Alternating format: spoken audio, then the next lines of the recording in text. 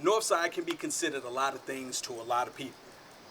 From the wheelers and dealers, to the athletes, to the aspirational people, to the killers, to the crackheads, to everybody, right? The mothers and kids.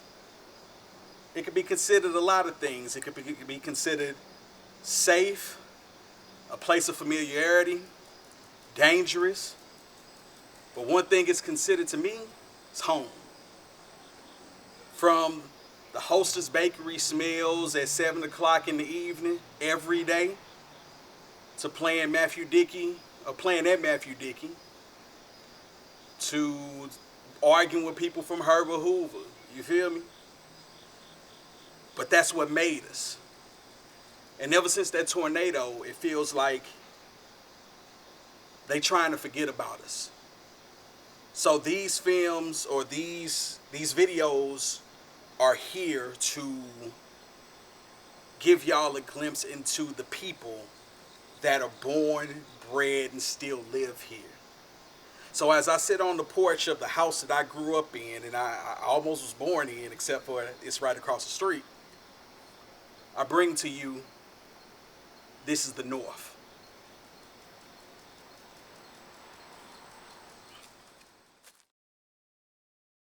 Let's see, May 16th was a big day.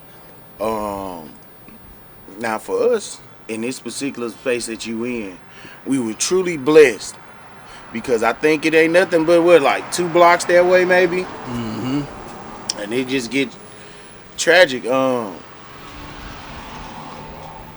think what was crazy here for us was the no warning.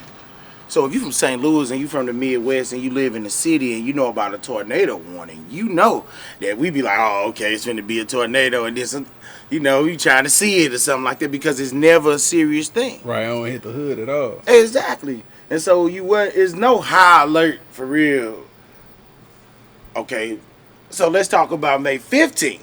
Right. The day that they did the tornado warning drill. The emergency Right. Okay, and so they did that. And everything worked out perfectly. I mean, they sounded that alarm. I think they did it like 3 or 4 times that day. It was annoying. Right, so then you fast forward to the 16th that day.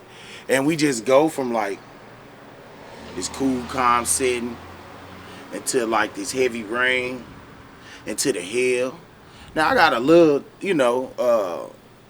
weather sense. So I kind of like, oh, okay, it's finna go down. Right? Right. But I didn't think no F4 was finna like come across the top of the sky or nothing like that. So back to this tornado warning that we know worked yesterday because they hit it 3 times. I think a lot changed for me when you realize that today, for some reason, this thing is coming right across the top of us with no warning at all. Right. We was definitely out of power over here for like a week. And we definitely not in a high income, high area, so we was like taking that grocery hit. Right. That was a big hit to people that keep the big deep freezers and the big refrigerators. I feed 4 to 5 people every day, so that was a big deal. So then you get outside and you just see a whole shift because now we'd have been through disaster, which is not really being classified as disaster. So for whatever disaster is, I guess this is not it. I mean, I'm looking at miles and miles of, people that lost their homes, stuff tore down.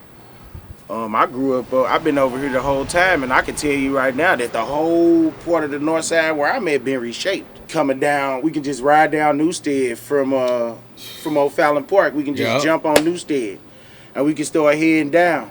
And I really don't have to say anything because when we get there, you're gonna know it. Yeah. I can take you down St. Louis Avenue and show you where things have drastically changed, and they won't be getting better. They turn this stuff down, so you just have to help me understand some of the logic behind it, which I do, because we can have a conversation about redlining, the Delmore divide, and how they always capitalize off disaster. So my question then would be, I wasn't even supposed to be talking, but fuck it. Where you see this going in with everything? You get what I'm saying? So with the NGA construction up here, they finna get ready to fully launch that thing. And what I see with the properties down here, what normally would be LRA owned lots. So now, but you can check it for yourself. A lot of this stuff is owned by the development companies, large development companies, and people with plans. People probably outside your neighborhood. People probably don't care about your mean, your median, and how whatever they finna get ready to do is gonna affect you. So, with that being said, what would you, if you had the floor to talk to like our local and state government or some shit like that, just like to get your voice, you know what I'm saying? Mm-hmm. If they had you had their ear, what would you tell them? I would ask for some daylight, teach these people, show these people where the real opportunities are. You have to make these people a part of this situation. So that means making them landowners, making them one with the system. I think that being detached from owning the land some kind of way, no matter what it is, if you just paying rent or if you low income and you on Section 8, it really removes, you can't value that property like if it was yours. Yeah, so you have to find creative ways to make people a part of the solution. And a lot of times it's just, when you feel a little pride of ownership, it's one thing if I can tell you, hey, come work with me on this project and let me give you some work for hire. Mm-hmm. But it's different if I tell you, hey, you got some equity. You with me on this thing, yep. 10%, 15%. Yep. Now, whoa, this my baby too.